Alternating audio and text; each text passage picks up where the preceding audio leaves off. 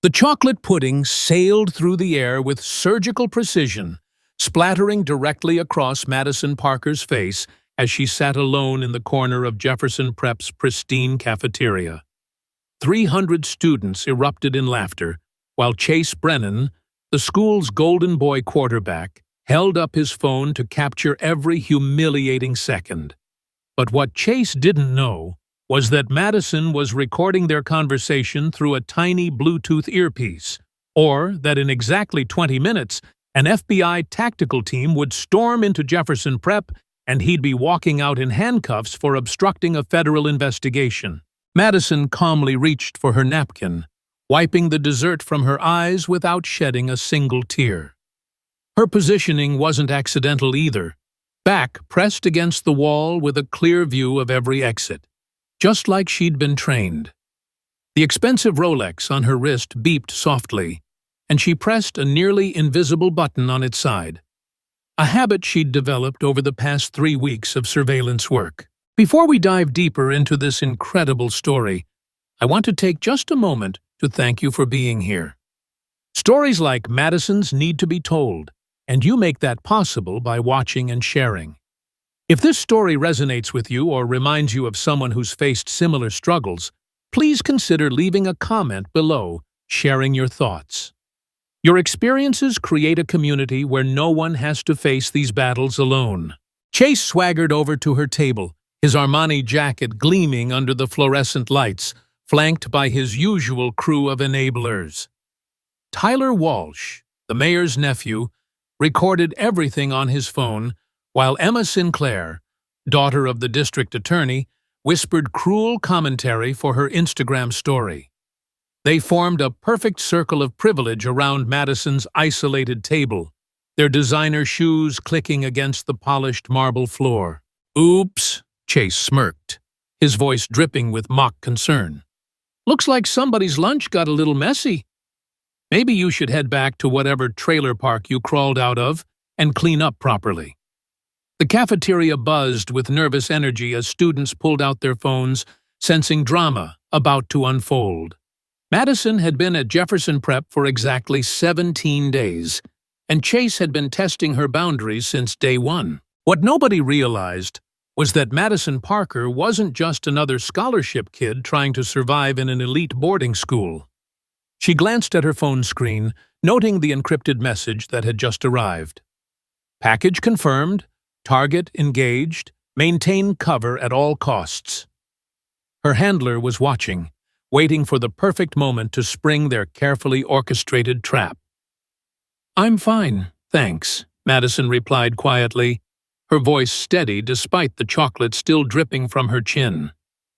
She kept her eyes down, playing the role of the intimidated newcomer perfectly.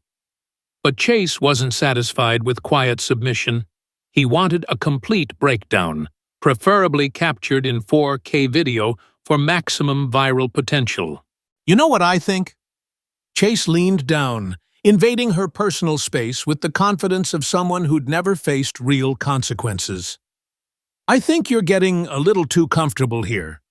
This isn't public school, scholarship girl. We have standards." He gestured around the opulent dining hall with its crystal chandeliers and oil paintings of long-dead benefactors. "Maybe it's time someone reminded you where you actually belong." Madison's training kicked in as she assessed the situation. 17 potential witnesses, 4 security cameras with optimal angles, and Chase's phone still recording everything. Perfect documentation for what was about to unfold. She pressed the button on her watch again, sending another coded signal to her team stationed around the school perimeter. Tyler stepped forward, emboldened by Chase's aggression. "Yeah, maybe we should call security and have them check if all your admission paperwork is actually legitimate," he sneered. "I heard scholarship applications can be pretty easy to fake these days." The crowd pressed closer, sensing blood in the water. Madison remained seated, her posture calm but alert, exactly as Agent Torres had taught her during their prep sessions. The next morning brought Phase 2 of Chase's campaign. Madison arrived at her first period advanced placement history class to find her laptop missing from her locker. The device contained 3 months of carefully crafted homework assignments and college application essays, supposedly representing her entire academic lifeline at Jefferson Prep. Chase sat in the back row, grinning as she frantically searched through her belongings. "Problem, Parker?" he called out loud enough for everyone to hear. "Lose something important?" His fingers drummed against his desk in a rhythm that Madison recognized as Morse code, a detail that would have impressed her if she wasn't playing the role of a devastated teenager. Mrs. Henderson, the ancient history teacher, looked up from her lesson plan with barely concealed irritation. "Miss Parker, please take your seat," the teacher commanded. "We can't delay the entire class because of your organizational issues." Madison slumped into her chair, letting her shoulders sag in apparent defeat. She pulled out a notebook and began taking frantic notes by hand, playing up the image of a struggling student who'd just lost everything. During lunch, Chase escalated to digital warfare. Madison's phone buzzed with notifications as screenshots flooded her social media accounts. Someone had created an Instagram story titled "Scholarship Scam Alert," featuring doctored photos of her supposedly engaging in various illegal activities. The images were convincing enough to fool casual observers, but Madison recognized the sophisticated editing software required to create such realistic fakes. While Madison examined the surveillance technology she'd been given for this mission, she remembered her training on state-of-the-art recording devices. These weren't just regular phones or cameras, but military-grade equipment that could capture crystal-clear audio even in crowded environments, automatically back up everything to encrypted cloud servers, and create tamper-proof evidence that would hold up in any federal courtroom. The harassment reached a new level when Madison discovered a private group chat called By Madison that Chase had created specifically to coordinate attacks against her.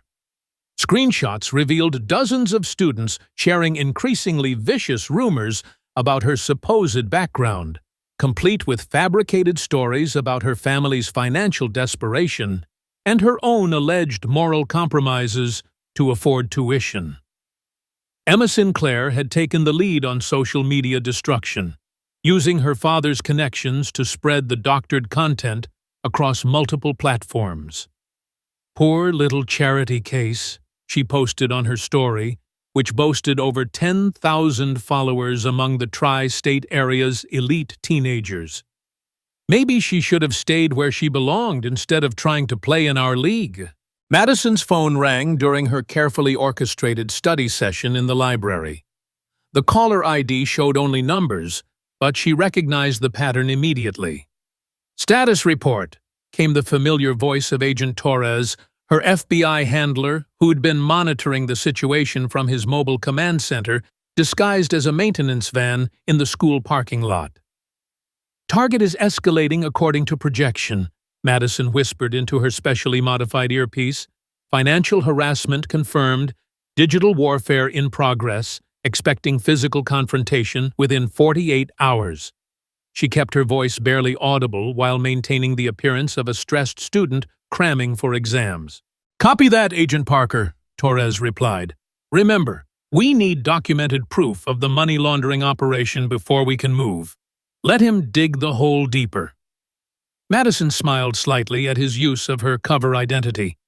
After 6 months of intensive training at Quantico, this undercover assignment felt like a final exam she was determined to ace.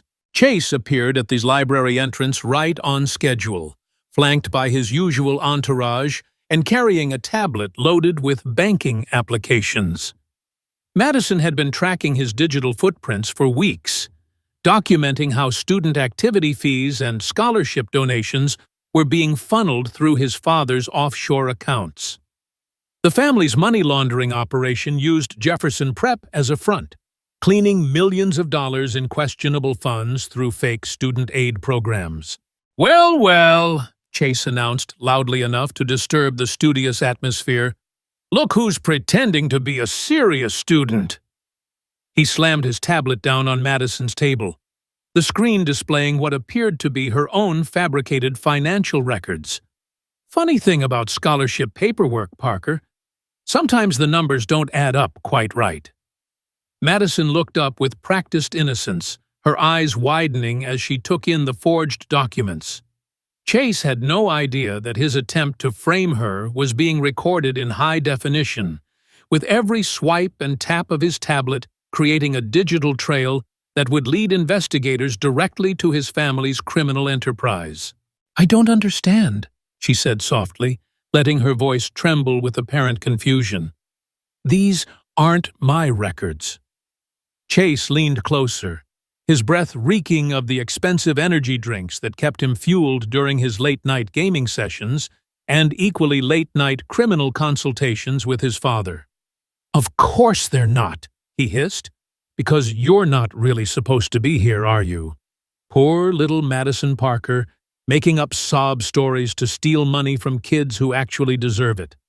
His tablet screen reflected the library's overhead lights as he scrolled through page after page of fabricated evidence, completely unaware that each gesture was being transmitted in real time to federal investigators. Madison's earpiece crackled with barely audible instructions from Agent Torres. "Maintain cover, document everything, force him to reveal more financial details." She nodded almost imperceptibly, then looked back at Chase with the perfect expression of a cornered animal about to fight back. "You can't prove any of this," she whispered, loud enough for the gathering crowd of students to hear clearly. "And even if you could, what exactly do you think you're going to accomplish?" Chase's eyes lit up with predatory excitement. He'd been waiting for exactly this moment, when his victim would finally show some backbone and give him an excuse to completely destroy her. "What I'm going to accomplish," he said, pulling out his phone to record her reaction, "is making sure everyone knows exactly what kind of fraud you really are."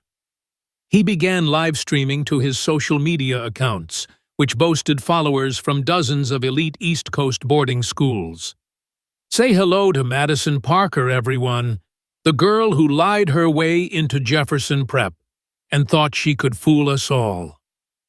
The stream immediately attracted hundreds of viewers, their comments flooding in with a mixture of cruel encouragement and shocked disbelief. Madison realized this was the moment she'd been preparing for, when Chase would finally reveal enough about his family's operation to give the FBI everything they needed for arrests and convictions. But first, she had to survive the next phase of his attack, which was about to move from digital humiliation to something far more dangerous and public.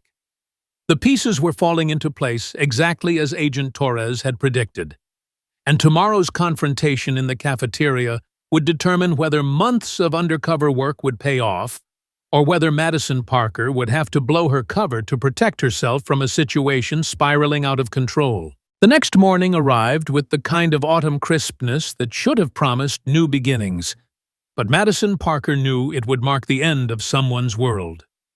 She checked her watch as she entered Jefferson Prep's main building, 8:45 a.m. According to Agent Torres's timeline, the final confrontation would begin in exactly 3 hours and 27 minutes during lunch period. Chase Brennan was waiting for her at the entrance, surrounded by his usual crew and at least a dozen other students who'd been recruited for what he was calling Operation Cleanup.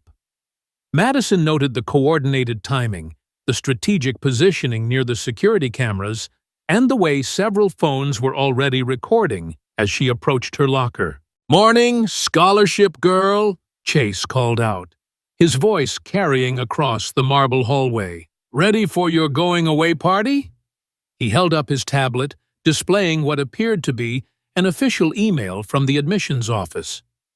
"Looks like someone's about to get their financial aid revoked for academic dishonesty."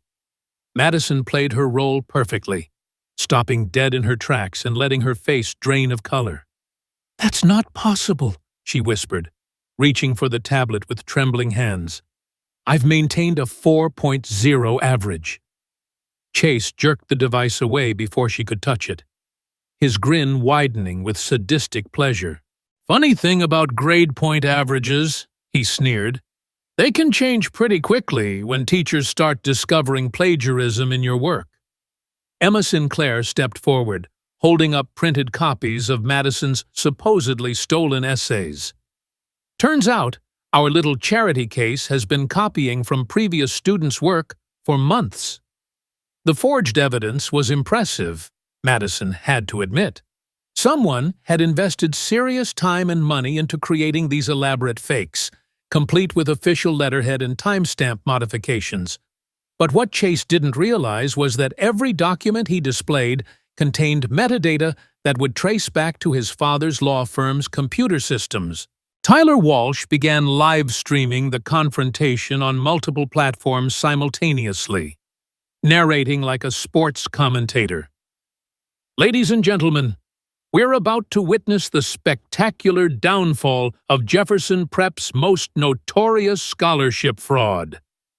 The viewer count climbed rapidly as notifications spread across various elite boarding school networks. Madison's earpiece crackled with Agent Torres's voice. Target is fully exposed, all financial records accessed, ready for final phase. She pressed the button on her watch twice, confirming receipt of the message. Around her, the crowd continued to grow as word spread that something significant was happening in the main hallway. Please, Madison said, her voice breaking convincingly. There has to be some mistake. I've worked so hard to be here. She reached into her backpack and pulled out her phone, pretending to call her mother for help. In reality, she was activating the final recording protocol that would capture everything happening in the next 30 minutes. Chase reveled in her apparent desperation. Oh, there's no mistake, he laughed. The only mistake was letting someone like you think they belonged here in the first place. He gestured grandly toward the oil paintings lining the hallway, portraits of Jefferson Prep's founding families who'd built their fortunes on old money and older secrets. The morning classes passed in a blur of whispered conversations and sideways glances. Madison sat through AP Literature and Advanced Calculus, while her classmates exchanged theories about her impending expulsion. Some seemed genuinely sympathetic, but most appeared excited by the prospect of witnessing a complete social destruction. When the lunch bell rang at 12:15 p.m., Madison felt her pulse quicken despite her extensive training. This was it, the moment 6 months of preparation had been building toward. She walked into the cafeteria with measured steps, noting the strategic positioning of Chase's allies throughout the dining hall. The cafeteria buzzed with anticipation as Madison took her usual seat in the corner, back to the wall with clear sight lines to all exits. Chase made his entrance like a conquering general, tablet in one hand and smartphone in the other, ready to broadcast her final humiliation to the world. While Agent Torres monitored the situation from his mobile command center, he double-checked the advanced evidence preservation systems his team had been using throughout this operation. Modern digital forensics platforms didn't just back up data to secure servers, they created blockchain-verified timestamps that made tampering impossible, ensuring every piece of evidence would be admissible in federal court, regardless of how sophisticated the criminals' legal teams might be. "Attention, everyone," Chase announced, climbing onto a chair so his voice would carry across the entire dining hall. "I think you all deserve to know the truth about our resident charity case." 300 students turned to watch as he began his carefully orchestrated performance, completely unaware that federal agents were already in position around the school perimeter.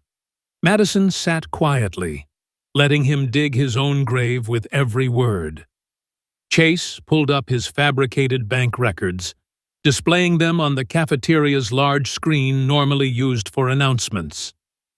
These documents prove that Madison Parker has been stealing scholarship money intended for truly deserving students, he declared with righteous indignation. Furthermore, Emma Sinclair added, joining him on stage, our investigation has revealed systematic fraud in her academic records. She held up the forged essays like evidence in a courtroom, her father's prosecutorial training evident in her presentation style. The crowd murmured with shock and fascination, phones capturing every moment. Tyler Walsh had positioned himself perfectly to live-stream the entire confrontation, his viewer count already exceeding 50,000 as news of the scandal spread across social media. This is bigger than just one fake student, he narrated breathlessly. This exposes systematic problems in how elite schools handle financial aid. That's when Chase made his fatal mistake. In his eagerness to completely destroy Madison's reputation, he began revealing details about Jefferson Prep's actual financial aid processes that only someone with inside access could possibly know. The Scholarship Review Board meets every Tuesday at 4 p.m. in the administrative conference room, he announced triumphantly. Madison's training had prepared her for this moment.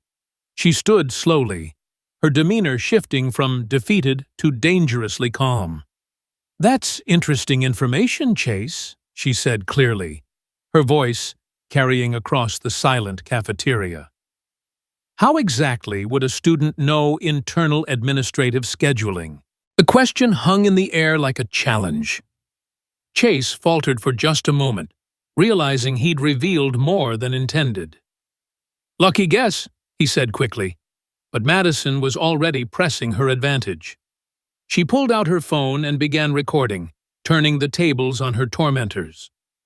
While we're sharing interesting information, Madison continued, would you like to explain why your father's law firm has been processing scholarship applications through the same offshore accounts used for international money laundering? The cafeteria erupted in shocked gasps, as students realized they were witnessing something far more serious than typical high school drama. Chase's face went pale, but his arrogance wouldn't let him back down. You're making wild accusations, he sputtered. Security should remove you from campus immediately. He gestured toward the cafeteria doors, expecting the usual administrative support that had always protected him from consequences. Instead, the doors burst open to reveal Agent Torres and 6 other FBI investigators in full tactical gear.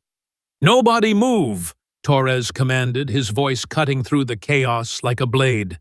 This is a federal investigation. Students screamed and dove under tables as agents secured the perimeter with military precision. Madison stood calmly in the center of the pandemonium, reaching into her jacket pocket. When she pulled out her credentials, the entire cafeteria fell silent. Madison Parker, Federal Bureau of Investigation, she announced clearly. Chase Brennan, you're under arrest for money laundering, fraud, and obstruction of a federal investigation. The transformation was instantaneous and complete. The scared scholarship girl vanished, replaced by a confident federal agent who'd just completed a months-long undercover operation. Students who'd spent weeks watching her get bullied now stared in absolute amazement as FBI agents moved in to arrest the school's most powerful family. Tyler's live stream exploded with viewers as word spread that they were witnessing actual federal arrests happening in real time. The comment sections filled with shocked reactions from viewers across the country who'd tuned in expecting typical high school drama and instead found themselves watching a genuine law enforcement operation. Chase's father, prominent attorney Richard Brennan, arrived within minutes of receiving the emergency call from school administration. But instead of his usual commanding presence, he found himself facing Agent Torres and a mountain of evidence that his son had just provided through his own arrogance and need to publicly humiliate Madison. You have the right to remain silent, Agent Torres said calmly as he placed handcuffs on Chase's wrists. Anything you say can and will be used against you in a court of law. The words echoed through the cafeteria as 300 students watched their former tormentor's world collapse in real time. Madison felt a surge of satisfaction as she watched the Brennan family empire crumble, but her training kept her focused on the bigger picture. This operation had exposed a money laundering network that stretched across multiple elite boarding schools, involving millions of dollars in fraudulent transactions disguised as charitable donations. Principal Hartwell arrived at the cafeteria looking pale and defeated, knowing that his own involvement in covering up financial irregularities would soon be exposed. The investigation had revealed systematic corruption throughout Jefferson Prep's administration, with scholarship funds being diverted to personal accounts and fake students being created to justify suspicious transactions. As FBI agents led Chase and his father away in handcuffs, the entire cafeteria erupted in spontaneous applause. Students who'd been terrorized by the Brennan family's influence for years finally felt free to express their true feelings. Madison found herself surrounded by classmates offering apologies, thanks, and amazement at her incredible deception. Emma Sinclair and Tyler Walsh stood frozen, realizing their harassment campaign had been documented as evidence of conspiracy and witness intimidation. Their families' legal teams would spend months minimizing involvement in what prosecutors called one of the largest educational fraud cases in recent history. Madison's phone buzzed with an encrypted message. "Excellent work, Agent Parker. Report to Director Chen's office Monday morning for debriefing and new assignment. Target, Oakwood Academy. Subject, Senator Morrison's daughter. Operation Ivy League begins immediately." She smiled slightly, glancing at the security camera that captured everything. The cafeteria emptied as FBI technicians collected evidence, but Madison remained at her corner table, watching the scene unfold. Agent Torres approached one final time, his expression mixing professional pride with genuine concern. "Ready for your next assignment, Agent Parker?" he asked quietly. Madison looked around the cafeteria, then back at her handler with a smile that promised more schools would discover justice sometimes came disguised as the quiet girl sitting alone. "Some secrets are worth protecting," she said softly, "but corruption always finds a way to expose